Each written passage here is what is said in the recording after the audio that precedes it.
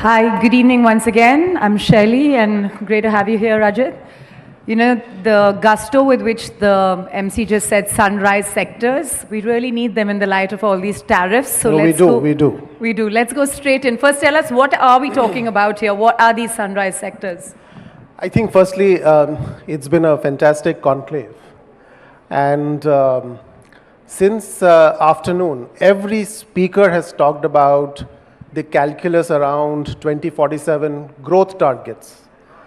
If I take the GDP calculus, GDP growth calculus, we're talking about how to get to 7 to 8% real growth, get to 30 trillion in GDP. If I actually take the Government of India goal of participation in the global economy, we're talking about raising our participation from somewhere around 3.5% towards 8 to 10%, which is a substantial order, right? Yeah. So the real question is, where is this growth going to come from? And I think that's where the arenas of growth come in. This is a very recent research we have done globally and also in India, which we do every two economic cycles, so about 15 years. Yeah. Last time it was done was around 2005, so it looked at 2005 to 20. Yeah. Now we looked at between now and 2040. And what it says is that these 18 arenas globally will drive roughly 1/3 of the growth of the sort of GDP, but the profit pool and the value creation that can happen is about 80%. So there's a huge 80-20 in these 18 arenas. And So they're truly promising here. Very promising. But tell me something, you talked about India to the world. Are these new sunrise sectors an India to India story, or an India to the world story, or world to the India story? I think that's a very important question because, and this is where the complication is. If I look at the last 15 years and look at the arenas, India's participation has been only 1% of value creation. But this time around, we believe that the next 15 years could be fundamentally different. And the reason why we say that is because of three things. Firstly, we looked into these 18 arenas and looked at the innovation dynamics, how technology is moving, R&D is moving. And these 18 arenas, and by the way, these range from some of your traditional industries such as auto components, pharmaceuticals, but also to some agglomeration of industries like electric mobility, which connects the dots across batteries and electric vehicles, mining, and so on and so forth, right? These arenas put together could lead to about 8 to 10 trillion of sort of growth of the sort of journey that India takes from 5 to 30. So let's take an example, Rajat, because when you say that there are these arenas, it's sounding like that not only are these new sectors, they have sub-sectors because of the supply chain and the demand side needs. So give me an example. Let's pick electric mobility, right? It's a favorite sector of late. Is that a potential sector in your sunrise? It's a huge sector, and you see that for this particular sector that combines 3 or 4 different industries. Like India would be the natural player in two-wheelers and three-wheeler mobility. This is the largest market we have domestically, and therefore potential to export from India. It's a substantial one. Electric mobility in cars as well. So this is just the electric mobility piece of it. But let's also look at the battery demand. In the next 15 years, we believe that the battery demand from, in India itself would grow 20 times. And so a lot of investment formation is starting to happen in this. Technology formation, investment formation is starting to happen. And by the way, it goes all the way into then at some point when the park of batteries and so on starts to build up then into battery recycling, etc. Yeah. Right? So you see that it connects the dots across multiple industries. And by the way, renewables that train has left the station towards a 500 gigawatt renewable capacity. And to get to round the clock power, battery storage is important. So there will be some overflowing effects of what happens in the electric mobility industry, battery industry, into storage as well. So that's just one example of how interconnected this opportunity is. And hence we have gone away from the traditional sector definition to saying these are playgrounds or arenas that have to be focused. Well, now I know why you're towards. calling them arenas. But let's look at 2047. Everyone's got their eyes peeled at that, especially in the light of this massive domestic economy. How do we power this giant beyond just being, let's say, a sliver of the middle class that it is now? I think in the previous discussions through the day, lots has been talked about demand being there in numbers, but do we need to increase that significantly in value? Yeah, no, absolutely. I mean, if I look at the domestic economy, it has always comprised about 60% of India's GDP. And that's not going to change in the next 15, 20 years. So every sort of $1,600 of GDP will come from domestic consumption. And I think one of the previous speakers alluded to it, as we get towards $4,000 to $5,000 per capita, the hockey stick demand curves start to kick in multiple sectors. So in our arenas of growth, e-commerce, for example, is a pretty substantial opportunity. I mean, we have about 800 million, 850 million internet users, but still only 25% of those users do e-commerce. That number is about 80% globally. So there is a substantial opportunity, and opportunity not just in the metros, but penetrating into tier 2, 3 towns. Starting to add new categories, particularly B2B commerce could explode. So that's sort of one example. The other one in the domestic space, I would say, is everything around Atmanirbhar, import substitution. So semicon, for example, a ton of investment is going on. I mean, as we speak, about 15 to 20 billion dollars of investment has already been announced into semicon. And what kind of fabs are we talking about here? I think before fabs, I think there is a graded pathway to get to fabs. I think starting with OSATs, which is, semiconductor, offshore semiconductor assembly and testing. I think from that point on, further chip design, PCB manufacturing, and then we'll get to fabs as well. Yeah. Some of the announcements are there in fab, but you require ultra sophisticated manufacturing infrastructure and capabilities for that, right? And it also does no harm if one knows that one doesn't have to be at the absolute top end of it, because our demand is linked with absolutely getting there even on semicon, for example. Exactly, yeah. And there are a bunch of other things. Industrial automation is going to be big. You see, the need of the hour is to also transform India's manufacturing sector. From a productivity standpoint, we have always languished around 15, manufacturing contributing to only 15% of GDP. The answer is all around raising productivity, competitiveness in very, very specialized way. And again, robotics, industrial automation, power electronics, etc., start to come in a substantial way. So, you started this conversation by talking about potentially 9.5%, 10% GDP growth story. It does seem a good ambition to have. But now we're bang in the middle of the tariff conversation. Yep. And every adversity, as the cliche goes, brings an opportunity. It's an opportunity. So talk to us about that opportunity. And are you also as gung-ho about perhaps shift of business with other countries, perhaps looking a little more lateral at the global south and so on?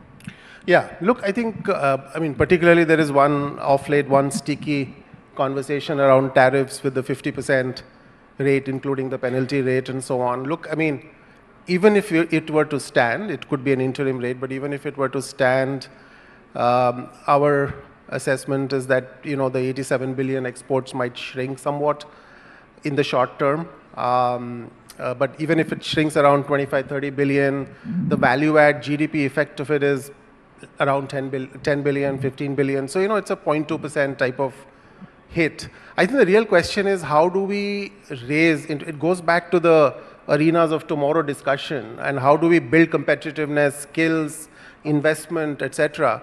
Because we have to, if we have to create more geographies where we could have trade surplus with, like the US we enjoy trade surplus with, if we need more such geographies, we have to go out and win in these arenas of tomorrow, because that's where we need to gain share. That's where the 3.5% participation needs to go up to 8 or 10%, and then we can start to have more geographies where we could have trade surplus with. I think that's an excellent point, but I'll use that segue to actually ask all of you, how worried, or not even how many of you are worried about the current US tariff situation? Could I have a raise of hands? That's it? I'll ask the question again. How many of you are worried about the US tariffs on India? Okay, I can see hands that they're saying no. So that confident you are about the 2047 domestic story. That's a That is awesome. great sense of optimism in the room. You could clap harder since you didn't raise your hands. Excellent. So let's deep dive into these sectors. Let's talk about specific sectors that you think would be bigger on the India to India business growth story. I think India to India business story, the 2 or 3 I can talk about. Urban construction jumps out to us, because if you really now, again, a lot of data sets and analysis goes behind this assessment. So if you look at the composition of the consumption GDP for India, close to 20% of the spend goes into housing, urban infrastructure, and so on. So, and imagine like 1 billion people have to sort of urbanize and raise their living standards, and it all revolves around housing. So 20% of the cumulative next 15-20-year GDP spend, if it goes into urban construction, it's a huge way. And I think at some point it will beckon the question of whether we also start to look at new brownfield or greenfield cities. China did that in a marvelous way. 50 to 70 absolute greenfield cities came in. We need to think in that direction. Each city, by the way, could contribute close to 80, 100 billions in GDP. Because, you know, you start to have job creation, you start to have all sorts of infrastructure around it, social infrastructure, and hence it starts to flourish. So urban construction is one. I want to ask you a follow-up to urban construction before you go to the next sector, which is that are you dependent on the government to drive this, or are you seeing that in the existing cities there's some value to be unlocked? I think, you know, over the last 10 years, the sector has gone through a good amount of transformation. There's trust that has now come in, RERA policies and so on have really enabled some trust to come on the table vis-a-vis developers and so on. My sense is there is probably still a little bit of speculative buying, a little bit of, you know, and speculative buying leads to all sorts of overcapacity in terms of launches and so on. So you don't want, you know, capital formation to happen that leads to a few sort of years of low cycle returns for the developers, and then many start to go bust and so on. I think we'll be still watchful of that, but by and large, I think the framework is ready from an urban construction standpoint. I think the big shift could be that what I call linear infrastructure, where a government has put in a ton of investment in the last 10, 15 years, the road infrastructure, port, airport infrastructure, that could start to now move towards what I would call greenfield cities, brownfield cities, social infrastructure around these. Because look, I mean, you know, as urbanization continues, we are also having creaking infrastructure in some of the existing urban centers. So that needs to be solved as well. So let's make the switch to digital infrastructure and talk about potential sunrise sectors where you can see tech, AI, digital play a big role. I think there we need to go for global leadership, no doubt about it. I think the entire AI-enabled services, cybersecurity, and I think our tech services advantage, close to 250, 300 billion in export revenues, I think we need to build on that. And I think I have no doubt that, you know, the upskilling journey is already in progress. I mean, if you look at the top 5 to 10 Indian tech services companies, IT services companies, they're already actually moving quite fast in terms of upskilling from an AI perspective. I think some of the associated infrastructure needs to come in place as well. So for example, data centers, where about 5-6 billion of investment has come in, I think that needs to grow 10 times. Cloud services, all the AI workflow and heavy duty modeling and ML, etc., needs cloud infrastructure, and I think we need some sovereign cloud and so on and so forth. So I think some of the associated opportunities will have to be fully put into place for us to capture this, but I think this is one area where we should go for global leadership. So, you know, there's one question on everyone's mind in this room, especially because we have CEOs from new economy, old economy, startup founders. This ecosystem and this ambition that we're looking at 2047, how are we going to get the various elements of the economy to talk to each other? And here's what I mean. Startups feel old economy, are fuddy-duddy, are not making enough effort. Old economy feels startup valuation side a little bit, you know, sort of euphoric. Here we're looking at solutions that require various segments of this economy to come together. How do we see some integration possibilities, and who will drive them? No, firstly, I think the startup revolution in the country in the last 10, 15 years has been just phenomenal. I think the entrepreneurship, the spirit of entrepreneurship, we are par excellence, bar none.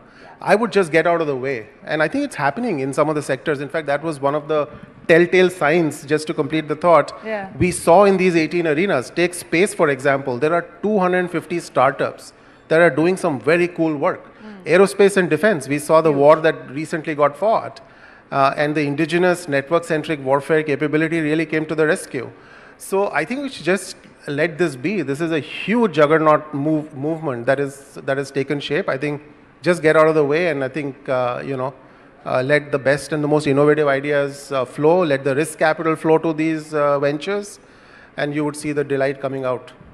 So, a large amount of capital in the initial part of the startup ecosystem came from overseas. Now, we finally had the India story pump in its own startup story. But still, anyone would say that barring top 5 startups, we could do much more for scale, right? And you mentioned aerospace defense is one example. What are the other spaces in which you see startup innovation come through? Yeah, no, I think from some of these arenas perspective, I think space, aerospace and defense, of course, I talked about. E-commerce now starting, like some of the horizontal e-commerce is probably already taken, positions are taken, but verticalized e-commerce, I think there is still juice to be squeezed. But if I really go into sort of recycling opportunities and circularity, there is potential there. I think specialty chemicals as well as the battery chemistry and what could be done across, like 50% of the battery bill of materials is really these chemicals, and India could play a role in some of these specialty chemicals. I think biopharma is another one. Huge. So India is great on generic pharma, the chemical side of manufacturing, but leveraging living organisms and developing biologics. India, globally that's about 50% of the the pharma consumption. In India, it's only 10 or 15%. So there's a substantial headway there. Then the other one is bio2X, all the biodegradable stuff converted to something useful, bioethanol, cosmetics, and so on and so forth. I think all of these spaces are very ripe for startup activity. So I love the attention to detail in these reports that you guys have put out and the far side. But where is the fear? That's a great question. That's a great question. I mean, as I reflect, what do I not worry about, and then what is the one thing I worry about? I think what I don't worry about is the risk capital coming in. I think that'll come to places where returns are. I think the infrastructure build-out story will continue to accelerate. I think private investment could come in more. These are corporates who are sort of incumbents in their industries. They're doing great work in these industries, but there is a portfolio question of creatively innovating your portfolio, maybe exiting on the margin a few areas, but then getting into newer sectors, which might be uncomfortable terrain, but it's actually healthy. But also that will lead to some private capital formation, because some of the traditional sectors might be seeing some plateau, not adequate capacity utilization. So you are always not seeing the private investment coming in. The final thing I'd say is skilling. I don't lose sleep over skilling, but it has to be a very concentrated action across different set of stakeholders. Diffused play will not help in skilling, and we can talk about it. Each of these arenas would require very, very concerted collaboration. Like, for example, just automation, robotics, I think what the government is starting to do with the Samart scheme and so on. I think those are exactly the right role models to take forward. Yeah. You said that there's been a slight plateau in private sector capital formation. That's putting it very optimistically. I think there's been a complete crash in that. And we've actually seen most large, old economy top companies spend more time on unlocking value, necessarily on greenfield, rather than on greenfield investment. So I just want you to leave the room with one aspect of the current Indian economy that you are most excited about. And don't go too far. Let's just look at next 12, 18 months. Yes. And the same, what would be your message to everybody here in terms of where they could shore up in order to leverage this 2047 story? I think the one thing I really admire about the Indian economy is the entrepreneurial spirit, the bold ambitions. In each and every corporate that I come across, the CEOs, the promoters, founders I come across, the startup founders are even more aggressive in setting bold aspirations. So I think that is the real fuel that helps us. I think it's about really to capture these opportunities, I think pivoting towards really becoming globally competitive. It's a pretty broad phrase, but sector by sector, there is a pathway to become globally relevant, globally competitive. That should be the playground. I don't think we should play India for India, because then we would miss out on a tremendous opportunity set. And we might repeat the last 15 years where our participation in value creation was only 1%. We need to get to 10% of the new value creation in these 18 arenas in the next 20 years. Rajat, it's been such a pleasure having you. I think the reason this subject was called the next sunrise sectors is not just to have this conversation with Rajat, but to say to the room, invest more. Thank you very much, ladies and gentlemen. Thank you.